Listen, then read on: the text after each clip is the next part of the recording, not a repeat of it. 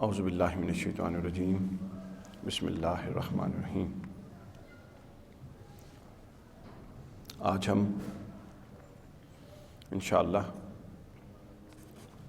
ایک کتاب جس کا میں پچھلے تقریباً 1-1.5 سال سے تذکرہ کرتا رہا اور اس کے اندر سے بہت سارے اس کے مضامین اور مندرجات اس کا درس بھی دیتا رہا۔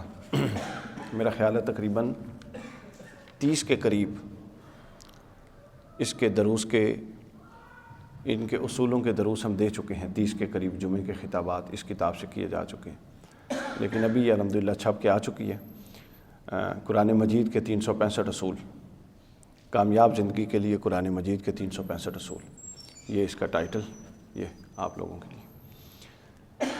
یہ کتاب ہے جو یہ بنیادی طور پہ ان نوجوانوں کے لیے ہے جو اپنی روزمرہ کی زندگی کو قرآن مجید کی روشنی میں اور قرآن مجید کی ہدایت میں گزارنا چاہتے ہیں۔ ہمارے ہاں چیزوں کے تصورات مختلف ہو گئے ہیں۔ قرآن مجید پڑھنے سننے کا کام ہم نے خاص طبقہ علماء کو دے رکھا ہے اور یہ سمجھتے ہیں کہ وہی اس کے مکلف ہیں، جبکہ قرآن مجید ہم میں سے ہر ایک کے لیے نازل ہوا اور ہر ایک کو باقاعدہ مخاطب کرتا ہے، اور ہر ایک قرآن مجید کی تعلیمات کی روشنی میں اللہ کے حضور جواب دہ ہے۔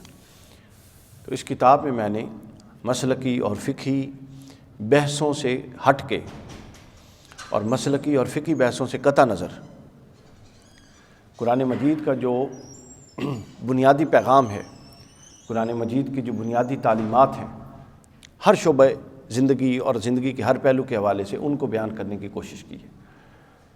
اس کتاب کے اندر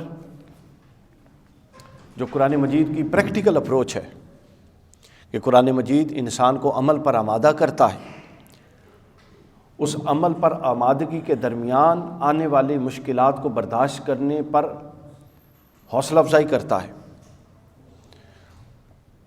اور ان مشکلات کے برداشت کرنے کے بعد اس کے سامنے نتائج رکھتا ہے اور پھر اس کو ان اچھے نتائج کی صورت میں خوشگوار احساس دلاتا ہے۔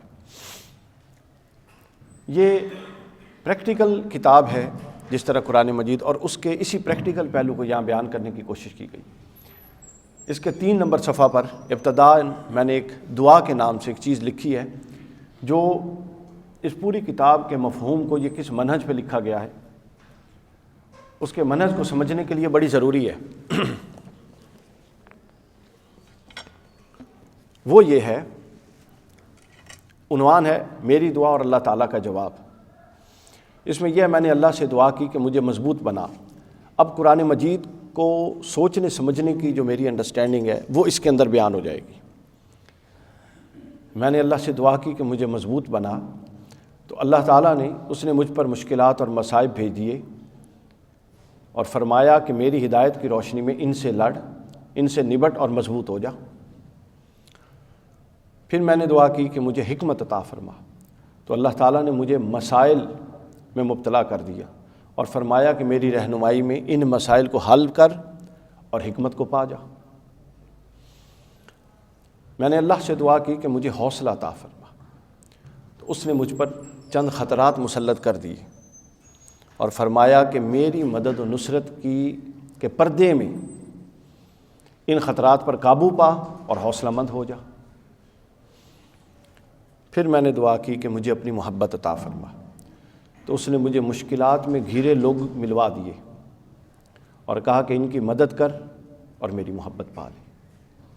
یعنی یہ تصور قرآن مجید کا تصور نشو و نما ہے، یہی صلاحیتوں کے ارتقاء کا تصور ہے، اور اسی طور پہ ایک انسان کو 0 سے 100 تک اٹھا کے بتدریج قرآن مجید لے جانا چاہتا ہے۔ اسی قرآن فکر کو اجاگر کرنے کے لیے یہ کتاب لکھی گئی ہے۔ یعنی جو بندہ پریکٹیکلی عمل پہ آمادہ نہیں اور محض اس کو کوئی فہم کی چیز سمجھے ہوئے ہے، اس پر عمل کے لیے آمادہ نہیں، اس کے کہے ہوئے کاموں کو کرنے کے لیے اور اس کے روکے ہوئے کاموں سے رکنے پر آمادہ نہیں، اور وہ یہ سمجھے ہوئے ہے کہ محض کسی وقت تلاوت کر کے یا صبح تلاوت کر کے یا چند صورتیں یاد کر کے وہ اس کا حق ادا کر رہا ہے، یہ کتاب اس کو یہ بتا دیتی ہے کہ وہ اس بہت بڑی غلط فہمی کا شکار ہے۔ اگر وہ اس سے کہے ہوئے کام نہیں کرتا اور اس سے روکے ہوئے چیزوں سے نہیں رکتا تو لازمی بات ہے پڑھنا، محض پڑھنا تو اس کا مقصود ہی نہیں ہے۔ اس کا مقصد تو یہ ہے کہ اس کو پڑھ کے اس پر عمل کیا جائے۔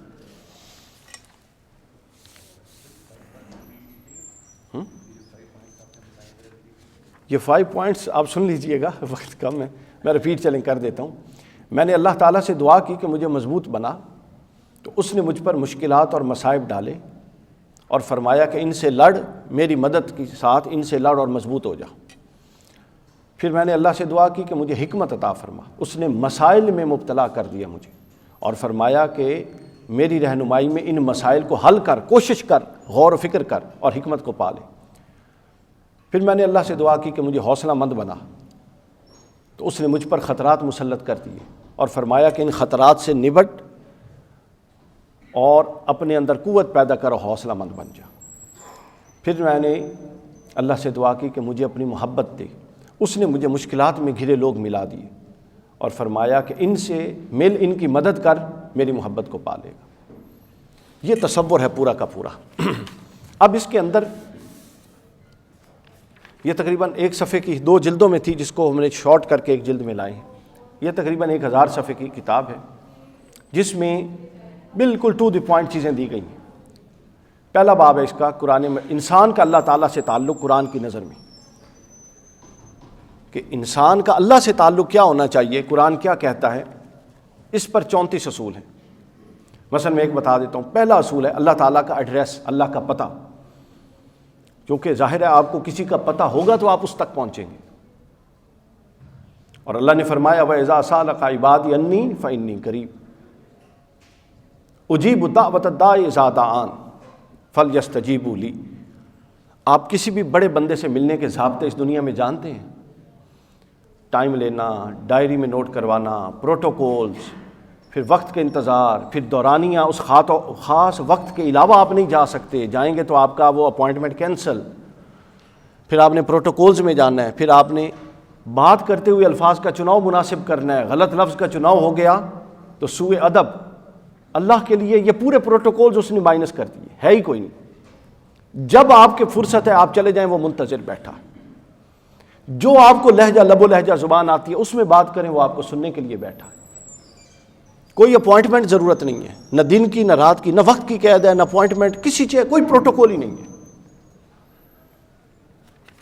پھر اسی طرح آگے اس نوعیت کے 34 اصول ہیں، جس میں تیسرا اصول ہے اختیاری اطاعت۔ تو اللہ کا بندے سے جو تعلق ہے، میں اس کے اندر ہر باب سے چیدہ 2-3 چیزیں لے لوں گا۔ اختیاری اطاعت، اللہ نے بڑی مخلوقات بنائی جو اس کی اطاعت پر مجبور ہیں، اور خود اس نے کہا کہ طوعاً و کرہاً یہ اطاعت کر رہی ہیں، یہ چاہتے یا نہ چاہتے ہوئے۔ لیکن پھر اس نے چاہا، اب یہ سمندر، درخت، سورج، چاند، ستارے، یہ سب اس میں داخل ہیں، لیکن پھر اللہ نے چاہا کہ ایک ایسی مخلوق ہو جو طوعاً اطاعت کرے، چاہتے ہوئے قلبی آمادگی کے ساتھ، محض جبراً اطاعت نہ کرے، بلکہ اس کے پاس گمراہی اور سرکشی کا داعیہ اور اختیار بھی ہو، پھر وہ میری رضا میں آ کے میری رضا کے لیے اختیار کرے، اطاعت اختیار کرے۔ تو اللہ نے انسان بنا دیا۔ یہ تعلق باللہ کو سمجھنے کا اساس ہے کہ آپ نے اختیار سے اللہ کو اگر اختیار کیا تو اللہ کے لیے پھر اطاعت کو اختیار کرنا ہے۔ پھر آگے اللہ کسی پر ظلم نہیں کرتا، اللہ اسی سے کیے ہوئے وعدے پورے کرتا ہے جو اللہ سے کیے ہوئے وعدے پورے کرتا ہے۔ یہ جو بے معنی قسم کی امیدوں میں ہم وابستہ ہیں، قرآن نے اس کا انکار کر دیا۔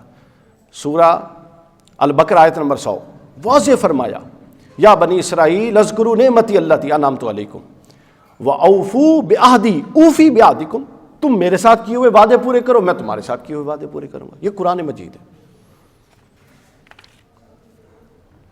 ایک وعدہ خلاف سے تو دوسرا انسان دوسری دفعہ معاملہ نہیں کرتا، اللہ کیسے کر سکتا ہے؟ تو ہم نے جو ایک فکر اپنی بنا لی ہے، چونکہ اللہ رحیم ہے، یعنی اس کے قواعد، ضوابط، اصول سب کچھ اپنی خواہش کے ذریعے ایک طرف رکھ کے اس کے کریم ہونے کا ایسا تصور گھڑ لیا ہے کہ اپنے سارے غلط معاملات اس کے اندر جسٹیفائی کر لیے۔ یہ پہلا باب تھا۔ پھر اس کے بعد دوسرا باب ہے حضور نبی اکرم صلی اللہ علیہ وسلم سے بندے کا تعلق، کہ حضور کے ساتھ تعلق کیسا ہونا چاہیے انسان کا۔ اس پر 14 اصول ہیں۔ پھر تیسرا باب ہے، اس میں سے چلے میں ایک عرض کر دیتا ہوں۔ اب اس میں مصدر دین اللہ تعالیٰ نے وجود قرآن مجید میں فرمایا سورہ النساء میں وما ارسلنا من رسل الا لیطاع باذن اللہ، اطاعت صرف اور صرف اللہ کی رسول کی ہے بس، یعنی رسول کا پورا وجود مسعود منبع ہدایت ہے، مصدر ہدایت ہے۔ وہ قول کر دیں تو وہ قول دین ہے، وہ فعل کر دیں تو وہ فعل دین ہے، اور ان کے سامنے کوئی فعل کیا جائے اور وہ منع نہ فرمائے تو وہ فعل دین ہے بس، یعنی ہر شے جس کی تائید حضور کی ذات سے ہے وہ دین ہے۔ اب آگے دین کے درجے مباح سے فرض تک اور مکروہ سے حرام تک پتہ کس طرح ہیں؟ جس کو حضور نے جتنی شدت سے اپنایا وہ اتنی شدت سے حلال ہوتا گیا اور فرض تک پہنچتا گیا، اور جس کو جتنی شدت سے ناپسند کیا وہ اتنی شدت سے ناپسند ہوتے ہوئے حرام کے درجے طے کرتا گیا۔ تو گویا پسند اور ناپسند میں حضور کی پسند اور ناپسند چونکہ ذاتی نہیں ہے نا، وہ اللہ تعالیٰ کا، اللہ کی منشا اور اللہ کے اس کے اندر، یعنی رضا الہی میں حضور کی رضا فنا ہے، اور حضور بولتے ہی نہیں رضا الہی کے بارے میں۔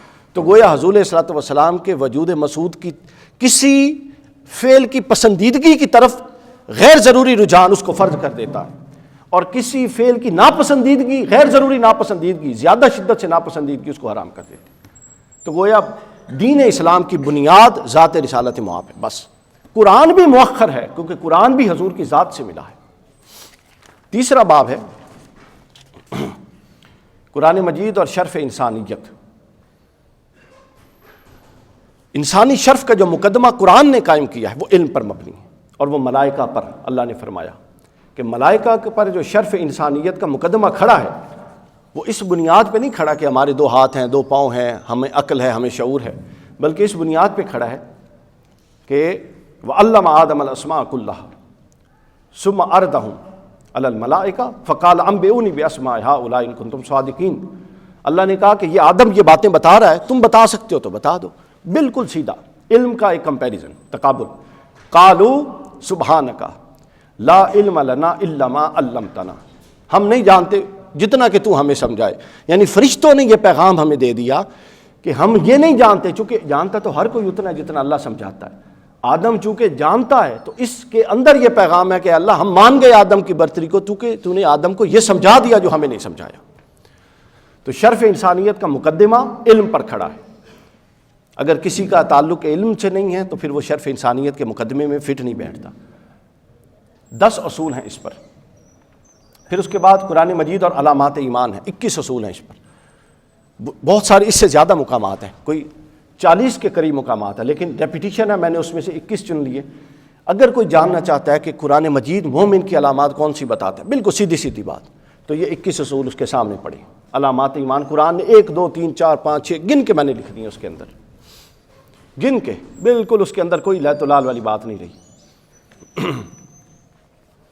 اس کے بعد یہ لائے عمل 2 نکاتی سے لے کے آگے 10 نکاتی تک چلتا ہے۔ مثلا ایک بتا دیتا ہوں، سورہ آل عمران 193 نمبر آیت 139، قرآن مجید نے فرمایا، یہ اصول نمبر 63 ہے، اہل ایمان کے لیے کامیابی کا 2 نکاتی لائے عمل، ولا تاہنوا ولا تحزنوا، ہمت نہیں ہارو گے اور ناکامی جو ہوئی ہے وقتی اس پر غم نہیں کرو گے، وانتم الاعلون، اگر 2 کام نہ کیے تو پھر سمجھ لو کہ تمہیں کوئی ناکام نہیں کر سکتا۔ اس طرح کیلکولیٹڈ۔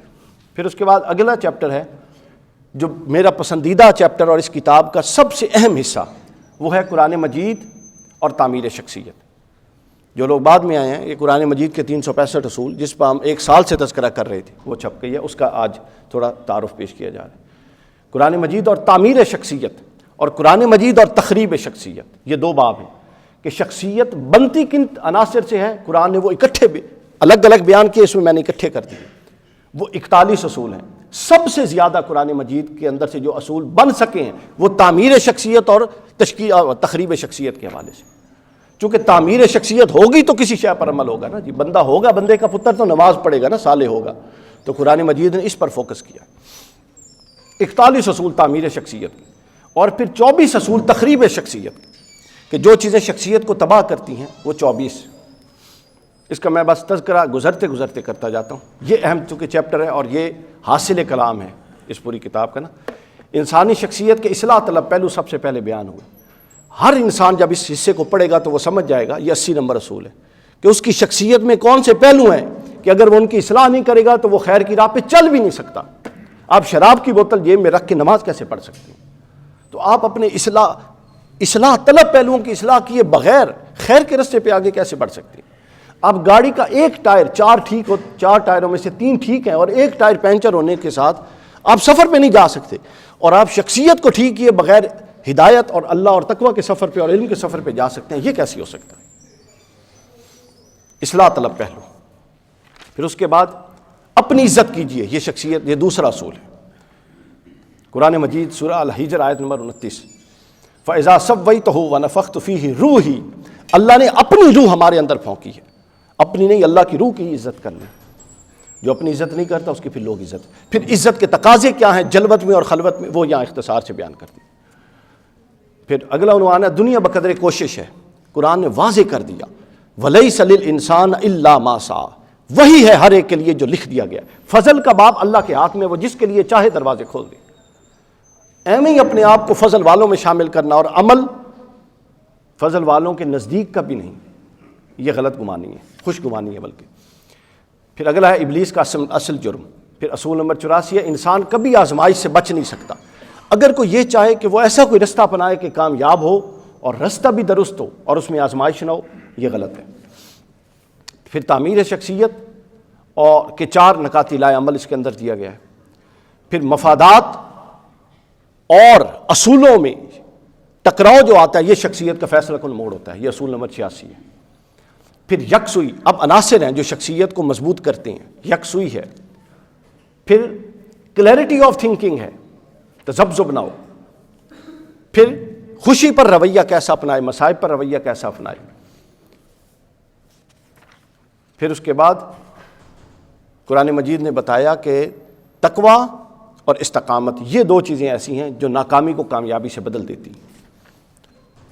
پھر اس کے بعد توبہ، شخصیت کا سفر توبہ سے شروع ہوتا ہے. پھر اس کے بعد مثبت اپروچ رکھنا، ان تبتغوا باموالکم، اگر تم اپنے مالوں کے ذریعے. اب قرآن نے یہ اصول میں نے کہاں سے اخذ کیا، بڑی امپورٹنٹ بات ہے. یہ سورہ نساء کی آیت نمبر 24 ہے فیضان صاحب، 24. قرآن کہتا ہے، اب مثبت اپروچ دیکھیے قرآن کی. قرآن کہتا ہے ان تبتغوا باموالکم محسنین غیر مسافحین، کہ تم اپنے مالوں کے ذریعے طلب نکاح کرو پاک دامن رہتے ہوئے، نہ کہ شہوت زنی کے لیے. اپروچ دیکھیے، کیا نکاح میں تعلقات زوجیت قائم نہیں ہوتے؟ کیا وہ جائز نہیں ہیں؟ جائز ہیں. لیکن قرآن کی اپروچ دیکھیے. قرآن نے کیا کہا کہ اگر تم مالدار ہو تو اس نیت سے دوسرے کو اپنے ساتھ ملاؤ اور نکاح کے دائرے میں لے کر آؤ کہ تم اپنے صلاحیتوں، اپنے مال سے دوسرے کو فائدہ پہنچاؤ گے، نہ کہ اس شے کو مد نظر رکھو جو تمہارے فائدے کی ہے. یہاں شہوت رانی کو نکاح میں انسان کے فائدے کا مد نظر رکھ کے مؤخر رکھنے کا حکم دیا گیا. اپنی سوچ کو پازیٹیو رکھو، یعنی ڈیل کرتے ہوئے دوسرے کے مفاد کو بھی مد نظر رکھو، محض اپنا مفاد پیش نظر نہ رکھو. اس طرح یہ پھر شکر ہے، اعلیٰ کردار ہے، یہ اس کے اندر 41 اصول. پھر تخریب شخصیت. تخریب شخصیت میں بہت ساری چیزیں ہیں، تعمیر شخصیت میں بہت ساری چیزیں، لیکن ظاہر ہم ایک جائزہ لے رہے ہیں، پورا نہیں کر سکتے. تخریب شخصیت میں پہلی چیز جو قرآن لایا ہے اور میں نے یہاں پر نقل کی ہے وہ خود فریبی ہے. جب تک آپ اس خود فریبی کے حصار سے نہیں نکل سکتے کہ میں تو بڑا سپیریئر ہوں، میں تو کمال ہوں، آپ پر ہدایت کا رستہ کھل ہی نہیں سکتا. قرآن نے کہا. پھر اگا خود پر انسان ظلم کرنے والا ہے سب سے زیادہ. پھر اس کے بعد اگلی چیز ہے کہ کسی کو گمراہ کرنے کی خواہش رکھنا، یہ خود قرآن کہتا ہے گمراہی ہے. پھر پست نفسیات بیان کرتا ہے قرآن. پھر بدکاری ایک الگ چیز ہے، بدکاری کا الزام. پھر بخل، انسانی فطرت کے قابل اعتراض پہلو، ناشکری، یہ ساری چیزیں تخریب شخصیت کے ضمن میں آتی ہیں. پھر اس کے بعد اگلا جو اس کا خوبصورت ترین حصہ ہے وہ ہے تعمیر معاشرہ اور تخریب معاشرہ. جس طرح پہلے تعمیر شخصیت اور تخریب شخصیت، یہ علماء کے لیے بنا بنایا مضمون ہے کہ یہاں سے اٹھائیں پورا مضمون، کچھ اضافہ کرنا ہے حدیث سے یا باقی روایات سے تو لے لیں، نہیں تو یہ مضمون بنا ہوا ہے. تعمیر معاشرہ اور تخریب معاشرہ، یہ اس کا اگلا حصہ ہے کہ معاشرہ کی تعمیر کیسے ہوتا ہے. یہ 149 نمبر اصول ہے تعمیر معاشرہ کے 4 نکاتی لائے عمل جو اللہ نے حضور کو دیا. فرمایا فاعف عنہم، معافی عام کیجیے، واستغفر لہم، دل میں اتنی وسعت پیدا کیجیے کہ مخالفوں کے لیے بھی استغفار کیجیے، وشاورہم فی الامر، مشاورت کا کلچر فروغ دیجیے، فتوکل علی اللہ، یہ 3 کاموں کے بعد اب ہر معاملے میں اللہ پر توکل کیجیے، بس معاشرہ بن جائے گا. پھر اس کے بعد مذہبی اخلاقیات ہے اگلا پہلو، 150 نمبر اصول. پھر پرامن معاشرے کی قیام، پرامن معاشرے کے قیام کی جد و جہد کے بغیر جنت کا کوئی تصور نہیں، یہ اس کے اندر ہے. پھر اس کے بعد سورہ الماعون کی روشنی میں دوسروں کو کھانا کھلانا، جو چیزیں تعمیر معاشرہ کی اساس بن سکتی ہیں وہ اس کے اندر ہے. معاشرتی فلاح کیسے ہو سکتی ہے، یہ ساری چیزیں. پھر آگے ہے تخریب معاشرہ. تخریب معاشرہ میں جو پہلی چیز ہے وہ ہے مالی بدعنوانی، کرپشن. پھر دوسری چیز ہے اپنی غلطی کا وبال دوسرے پہ ڈالنا. پھر تیسری چیز ہے تکبر، تکبر کی نفسیات، رشوت، ناپ تول میں کمی، جو معاشرے پرانی امتیں جس کی وجہ سے تباہ ہوئیں، قرآن نے ہر ایک کو موضوع بنایا ہے. ذخیرہ اندوزی. پھر کچھ ایسے جرائم ہیں جو پوری فرد نہیں پورے معاشرے پر اللہ کا عذاب نازل کر دیتے ہیں تخریب معاشرہ میں. وہ کیا ہے؟ وہ جرائم کی لسٹ دی ہے آیات کے ساتھ، جس کی وجہ سے معاشرہ لعنت کا مستحق ٹھہرتا ہے اللہ کے حضور سے. پھر گناہ پر خاموشی. بعض کے اقوال میں نے جب یہ پڑھ رہا تھا تو دیکھے کہ وہ کہتے ہیں کہ اگر 2 طبقے موجود ہوں، ایک معاشرے میں ظلم کرنے والا اور ایک ظلم پر خاموش، اور آپ کو جا کے کسی ایک پر تھوکنا ہو یا ایک پر لعنت کرنی ہو تو اس پر کیجئے جو ظلم پر خاموش ہے، کیونکہ وہ خاموش مددگار ہے. پھر اس کے بعد اگلا آتا ہے قرآن مجید کے آفاقی تصورات. قرآن کا کوئی تصور، نقطہ نظر، وہ وقتی دائمی نہیں ہو سکتا، یہ ختم نبوت کا تقاضا ہے. آفاقی تصورات میں قانون بقا،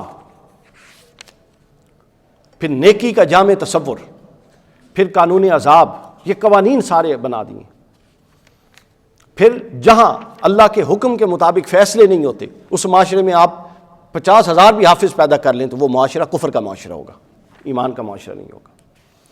پھر اس کے بعد نیک کاموں کے لیے تاریخ کا تعین، جو ہمارے ہاں بڑی بحث ہے، اور عدم تعین دونوں جائز. پھر آسانیاں اور سختیاں، دائمی حیات کیسے حاصل ہوتی ہے، یہ سارا اس کا حصہ. اس کے بعد جلد 2 شروع ہو جاتی ہے، یہ پہلی جلد کے تھے، دونوں جلدیں ابھی اس کے اندر ہیں. دوسری جلد ہے قرآنی عقلیات، 34 اصول ہیں. یہ one of the most favourite chapter, میرا بڑا پسندیدہ ہے. اس پر ایک کتاب بھی آ جائے گی انشاءاللہ، مسلم عقلیات کی تشکیل جدید، کہ قرآن مجید نے موضوع کو پٹ اپ کرنے کے لیے جو طرز استدلال اور طرز استنباط اپنایا ہے وہ کیا ہے. 34 ہیں. مثلا اس میں سے میں نے ایک بیان کرنا ہے، پہلے ہم اس کی لسٹ پڑھ دیتے ہیں چونکہ اس کے وقت ختم ہو گیا، پھر اس میں سے ایک اصول بیان کر دیتے ہیں. آگے ہے قرآن مجید اور مقصدیت، پھر ہے قرآن مجید اور تصوف، پھر ہے قرآن مجید اور انسانی طبقات، پھر ہے قرآن مجید اور علوم جدیدہ، پھر ہے قرآن مجید اور دینی اقدار کا زوال، قرآن مجید اور دینی اقدار کا عروج. قرآن کا مزاج عملی ہے، زیادہ تر عملی ہے، یہ باب ہے. قرآن مجید اور تشکیل خاندان، قرآن اور حیات دنیوی کے تصور، قرآن اور حیات اخروی کا تصور، قرآن وحدت امت اور تفرقہ بازی، قرآنی آداب، روزمرہ زندگی کے سب آداب اس کے اندر ہیں.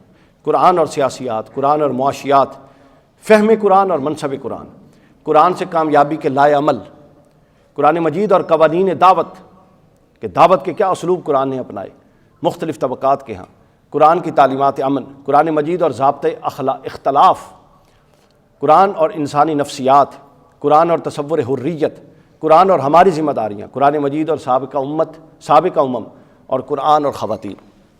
یہ اس کے ابواب ہیں. اب ہم ایک آخری پہلو پر بات کر کے اس کو ختم کرتے ہیں. قرآنی عقلیات. عقل کا تقاضا یہ ہے کہ عقل سوال کرتی ہے، اور سوال کو انٹرٹین کرنا یہ دین بھی کہتا ہے اور اسلام بھی کہتا ہے. مگر ہمارے ہاں یہ ہے کہ اب عقل کو خلاف ادب، سوال کو خلاف ادب سمجھا جانے لگا ہے. یہ درست بات نہیں. یہ سورہ بقرہ آیت نمبر 259-260، 2 جلیل القدر نبی حضرت عزیر اور پھر حضرت ابراہیم علیہ السلام، اولو العزم پیغمبر، جد الانبیاء، اللہ سے سوال کرتے ہیں کہ باری تعالیٰ تو مردوں کو کیسے زندہ کرے گا، مجھے دکھا نا. قال وَإِذْ قَالَ ابراہیم رب ارنی کیف تحیی الموتى، کیسے زندہ کرے گا؟ اللہ نے کیا کہا سنیے، کیا دلچسپ مکالمہ ہے۔ قال اولم تؤمن، اے ابراہیم تو ایمان نہیں رکھتا؟ اب جو مردے کے زندہ ہونے پر ایمان نہ رکھے وہ کون ہوتا ہے؟ اللہ نے پوچھا ایمان نہیں رکھا؟ ابراہیم عرض کی قال بلا، ایمان ہے، ولکن لیطمئن القلب، لیکن دل مطمئن نہیں ہے، اطمینان قلبی چاہتا ہوں۔ اللہ نے یہ نہیں کہا کہ ابراہیم اتنا بڑا نبی ہے، ہمہ وقت تجھ پہ وہی نازل ہوتی ہے اور تو سوال کر رہا ہے، تیرا اطمینان قلبی نہیں ہے۔